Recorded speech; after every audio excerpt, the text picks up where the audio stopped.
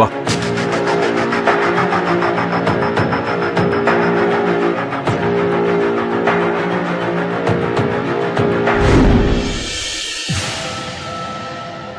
என்னாச்சு? கண் முழிச்சிட்டானா இல்லையா? இன்னும் இல்ல. அவன் கண் முழிச்சதும் சொன்னாதான் என்ன நடந்துச்சுன்னே தெரியும். மேடம், பேஷண்ட்டுக்கு மயக்கம் தெளிஞ்சிச்சு, நீங்க போய் பார்க்கலாம். இனிமே பயப்படுறதுக்கு ஒண்ணும் இல்ல. சரிங்கம்மா. இல்ல இல்ல, நீங்க படுங்க. என்ன நடந்துச்சு? நீங்க அந்த ஆளுகிட்ட பேசிட்டு போனதும் அவங்களுக்கு என் மேல சந்தேகம் வந்துருச்சு. என் காதுல இயர்பட்டு இருந்ததை பார்த்துட்டாங்க. அப்புறம் என்னை போட்டு அடிச்சாங்க. நான் மயங்கி விழுந்துட்டேன் மேடம். அந்த கலிவரதனோட மகன் என்ன பயங்கரமா அடிச்சிட்டா மேடம். அதுல நான் மயங்கிட்டேன் மேடம். என்னோட ஸ்டேஷன்ல இருந்துகிட்டே இப்படி பண்றானா எவ்வளவு தைரியம் இருக்கணும்.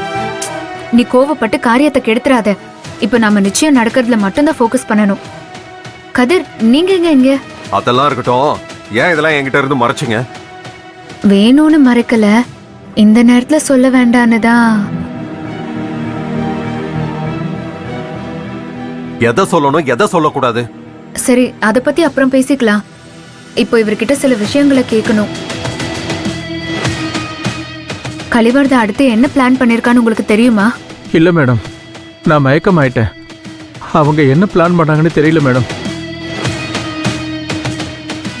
ஆனா அவங்க ஏதோ பெருசா பிரச்சனை பண்ண போறாங்கன்னு மட்டும் தெரியுது.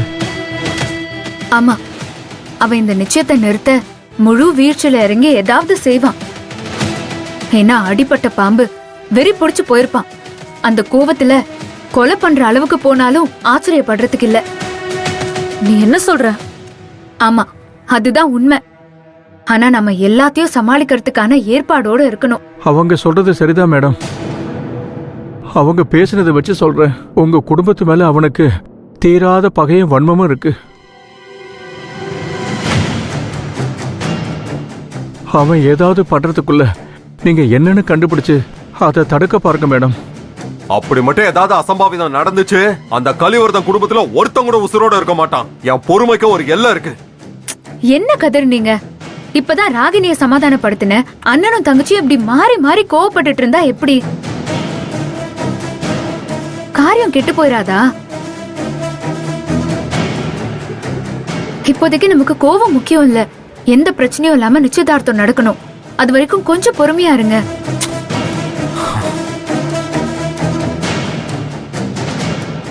உங்களை தான் கேக்குறேன். அதான் சொல்லிட்டல, அப்புறம் என்ன? சரி, வீட்ல எல்லாரையும் விட்டுட்டு நீங்க எதுக்கு இங்க வந்தீங்க? அவங்க ஒன்னும் வீட்டுல இல்ல, எல்லாரும் கோயிலுக்கு கிளம்பிட்டாங்க. அவங்களெல்லாம் அனுப்பிட்டு தான் வரேன். அப்பா அம்மா வர கோயிலுக்கு வந்துட்டாங்க, இவங்களும் கோயிலுக்கு வந்துட்டாங்கன்னு சொல்றாங்களே. ரெண்டு குடும்பமும் பாத்துக்கிட்டா பெரிய பிரச்சனை ஆயிடும்.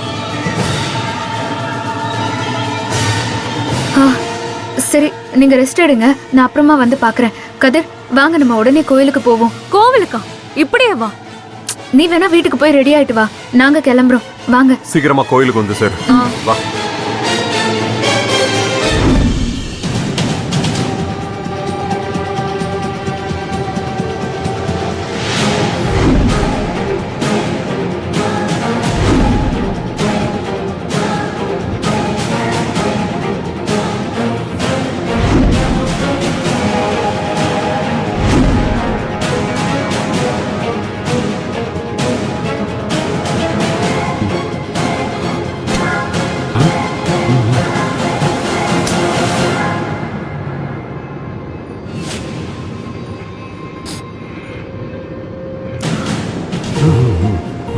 என்ன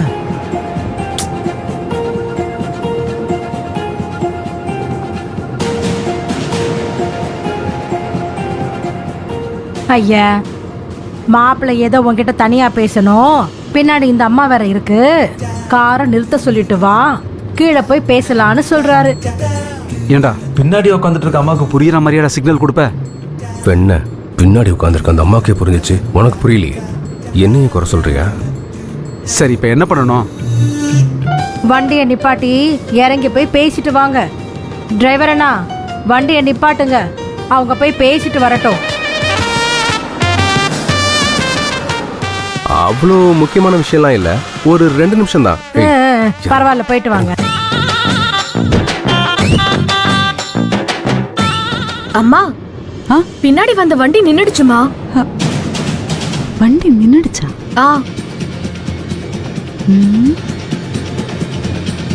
அண்ணா கொஞ்சம் வண்டி நிறுத்துங்க.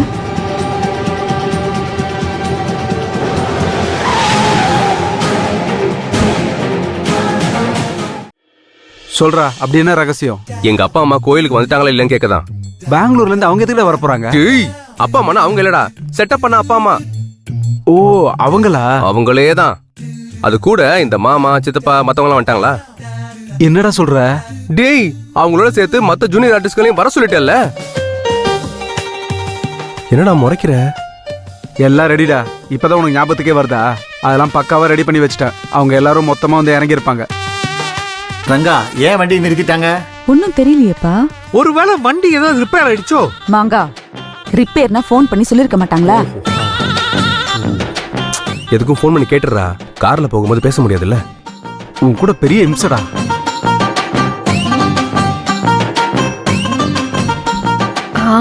என்ன மாப்பிள்ளையும் மாப்பிள்ள ஃப்ரெண்டும் இடையில ரகசியம் பேசிக்கிறாங்க? ரகசியம் பேசிக்கிறாங்களா? ஆமா, அதான் இங்க கேட்கல. யோ, ஓகே.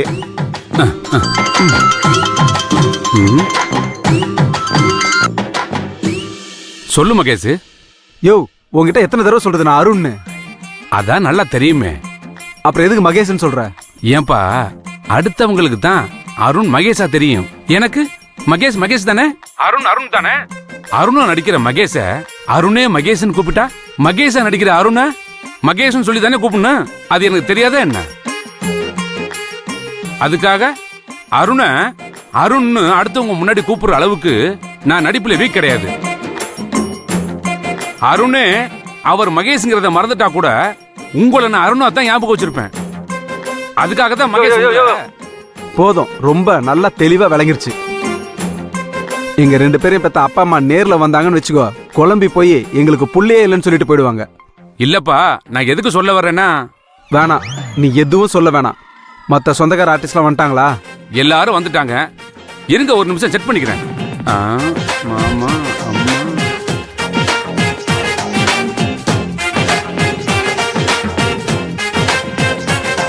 இன்னும் என்ன பண்றாங்க? நான் தான் சொல்றேனே, அவங்க ஏதோ பிளான் பண்றாங்க. பிளான் பண்றாங்களா? ஒருவேளை எனக்கு ஏதாவது சர்ப்ரைஸ் கிஃப்ட் கொடுத்தா அசத்தலான்னு பிளான் பண்றாங்களா? உனக்கு ரொம்ப தான் ஆசை. உனக்கு எதுக்குடி போறாம? நீங்க 2 பேரும் எதுக்கு சண்டை போடுறீங்க? அவங்க என்ன பிளான் பண்றாங்க எனக்கு நல்லா தெரியும். என்ன பிளான் பண்றாங்க? 12 மணிக்கு மேல தானே கடை திறப்பா. இப்ப எப்படி சரக்கு வாங்குறது பிளான் பண்ணிட்டு இருக்காங்க.